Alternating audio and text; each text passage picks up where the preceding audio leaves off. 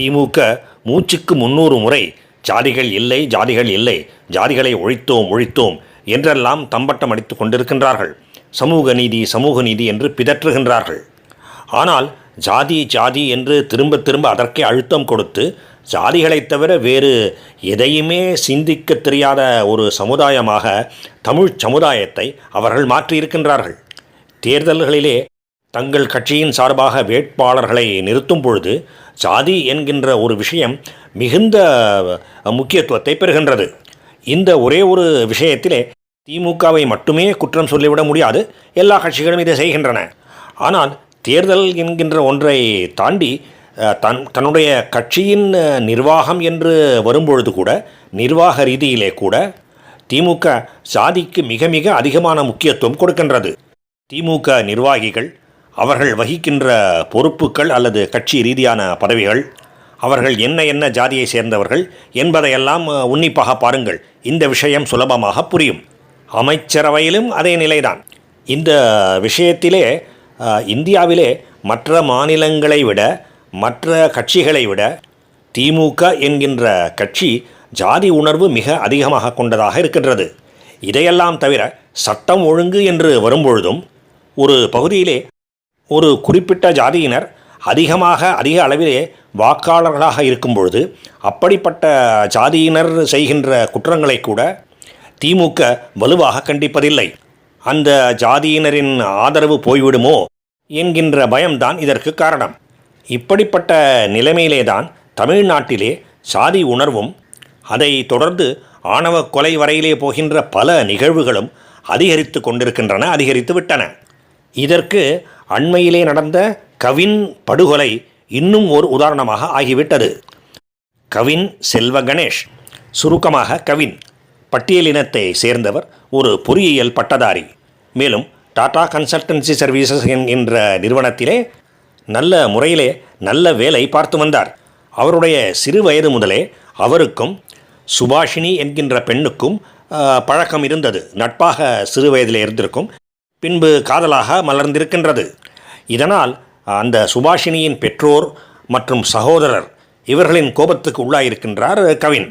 அவ்வப்போது வாய்ச்சண்டை நடந்து இறுதியிலே கொலையே செய்யப்பட்டு விட்டார். ஒரு நல்ல எதிர்காலத்தை நோக்கி காத்து இருந்த அந்த 27 வயது இளைஞரின் உயிர் பாதியிலேயே முடிந்துவிட்டது, பிரிந்துவிட்டது. சுபாஷினியின் சகோதரராகிய சுர்ஜித் என்பவர்தான் கவினை கொலை செய்திருக்கின்றார். அதுவும் பட்ட பகலிலே அறிவாளால் வெட்டி கொண்டிருக்கின்றார். கவின் தப்பி ஓட பார்த்தும் அவரை விரட்டி சென்று தாக்கி கொண்டிருக்கின்றார். பிறகு காவல்துறையிலே சரணடைந்து விட்டார். இதிலே இன்னொரு முக்கியமான குறிப்பிடத்தக்க அம்சம் என்னவென்றால், அந்த சுபாஷினியின் மற்றும் அந்த கொலையாளியாகிய சுர்ஜித்தின் பெற்றோர்கள் இருவருமே காவல்துறையை சேர்ந்தவர்கள், உதவி ஆய்வாளர்கள். சுபாஷினி மற்றும் சுர்ஜித்தின் தந்தையாகிய சரவணன் என்பவரும் சரி, தாயாராகிய கிருஷ்ணகுமாரி என்பவரும் சரி காவல்துறை உதவி ஆய்வாளர்கள். இப்பொழுது அவர்களும் கைது செய்யப்பட்டிருக்கின்றார்கள். கடந்த காலத்திலே அவர்கள் கவினை மிரட்டி அச்சுறுத்தியிருக்கின்றார்கள். தங்களுடைய மகளுக்கும் கவினுக்குமான அந்த காதல் உறவு தொடரக்கூடாது என்று வற்புறுத்தி கூறி எச்சரித்திருக்கின்றார்கள். மேலும் இந்த கொலைக்கு தூண்டுகோலாகவும் இருந்திருக்கின்றார்கள். இந்த கொலையை தூண்டிவிட்டிருக்கின்றார்கள். இந்த 2 குற்றங்களுக்காகவும் அவர்களும் கைது செய்யப்பட்டிருக்கின்றார்கள். இந்த கொலை ஜாதிய ரீதியாக நடந்த ஆணவ படுகொலை மட்டுமே என்று தெள்ளத் தெளிவாக தெரிகின்றது. இப்படிப்பட்ட நிகழ்வுகளினாலே திமுக கூறுகின்ற சமூக நீதி என்பதெல்லாம் வெறும் வாய்ப்பந்தல், பம்மாத்து என்பது மேலும் மேலும் நிரூபணமாகிக் கொண்டிருக்கின்றது. ஆனாலும் பொதுமக்கள், வாக்காளர்கள் திமுகவை திரும்ப திரும்ப தேர்ந்தெடுக்கின்றார்கள், ஆட்சி கட்டிலே அமர்த்துகின்றார்கள். திமுக என்கின்ற கட்சி அடிப்படையிலேயே ஒரு பெரிய தீய சக்தி என்பதை மக்கள் புரிந்து கொள்வதே இல்லை. ஊழல் என்கின்ற ஒரே ஒரு காரணத்துக்காக திமுகவை தீய சக்தி என்று மற்ற கட்சிகள் கூறுகின்றன என்று அவர்கள் நினைக்கின்றார்கள். அது அப்படி அல்ல. திமுக ஏன் ஒருபோதும் ஆட்சிக்கு வரக்கூடாது என்பதற்கு ஊழல் மட்டுமே ஒரே ஒரு காரணம் இல்லை. எல்லா விஷயங்களிலுமே ஜாதி பார்ப்பது, அதன் மூலம் ஜாதி உணர்வை மக்களிடையே மேலும் மேலும் வளர்ப்பது, ஆழமாக்கி விடுவது, ஜாதி வெறுப்பு, பிராமண வெறுப்பு என்பதை ஓர் அரசியல் ஆயுதமாக கையாளுவது, பிற மாநில மக்களின் மீது வெறுப்பு, பிற மாநில மொழிகளின் மீது வெறுப்பு, தன்னுடைய கூட்டணியிலேயே இல்லாவிட்டால் மத்திய அரசாங்கத்தின் மீது வெறுப்பு என்று இப்படி திரும்ப திரும்ப வெறுப்பு பிரச்சாரத்தையே மக்களின் முன் வைக்கின்றார்கள். அதனால் சிறிது சிறிதாக காலப்போக்கிலே மக்களின் மனமே வெறுப்பு நிறைந்ததாக ஆகிவிடுகின்றது. அது பல்வேறு வடிவங்களை எடுக்கின்றது.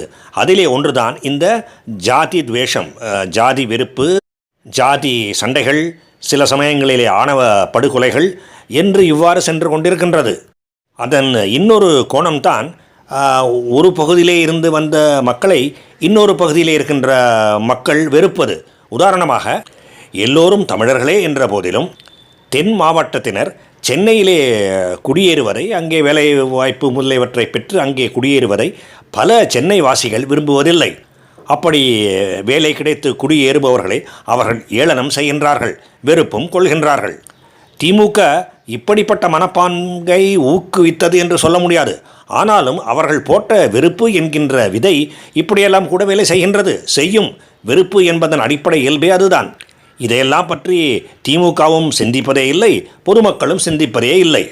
தமிழக மக்களின் உடல் நிலை, மனநிலை, பொருளாதார நிலை, வளர்ச்சி இவையெல்லாம் மேம்பட வேண்டும் என்றால் திமுக என்கின்ற ஒரு கட்சி அடியோடு அழிக்கப்பட வேண்டும். வேறு வழியே இல்லை. திமுக என்று சொல்லும் பொழுது தீகாவையும் திராவிடர் கழகத்தையும் சேர்த்து கொள்கின்றேன். தீகாவை திராவிடர் கழகத்தை சேர்ந்தவர்கள் அரசியலில் இல்லை என்கின்ற ஒரே காரணத்தினாலே அவர்கள் மீது தவறு இல்லை என்று சொல்லிவிட முடியாது.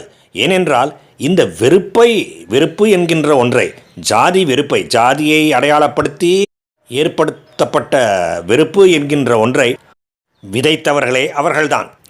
ஆக திமுக இரண்டுமே ஒழிந்தால்தான் தமிழ்நாடு முன்னேறும்.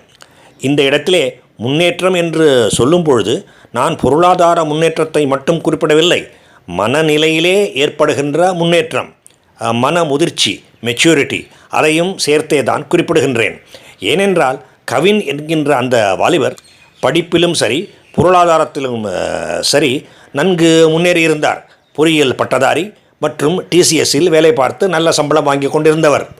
ஜாதி வெறுப்புக்கு பலியாகிவிட்டார். இதையெல்லாம் பட்டியல் இனத்தை சேர்ந்த மக்கள் நன்றாக புரிந்து கொள்ள வேண்டும். ஒருபோதும் திமுகவை ஆதரிக்கக்கூடாது. திமுகவை ஆதரித்தால் திருமாவளவனையும் அவர்கள் பட்டியலினத்தை சேர்ந்தவர்கள் தங்களுடைய தலைவராக அங்கீகரிக்கக்கூடாது. பட்டியலின மக்களின் காவலர், பாதுகாவலர் என்று தன்னை பற்றி தானே கூறிக்கொள்கின்ற திருமாவளவன் அவர்களும் இதையெல்லாம் பற்றி நன்றாக சிந்திக்க வேண்டும். சந்தர்ப்பவாத அரசியல் மட்டுமே செய்து கொண்டிருந்தால் அவருக்கு எந்த மரியாதையும் கிடைக்கவும் கூடாது. யாரை பாதுகாக்கின்றேன் என்று சொல்லிக் கொள்கின்றாரோ அவர்களே இவரை ஒதுக்கிவிட வேண்டும். அது சரியான செயல்தான். வாழ்க பாரதம், வீழ்க ஜாதி வெறி. ஜெய் ஹிந்த்.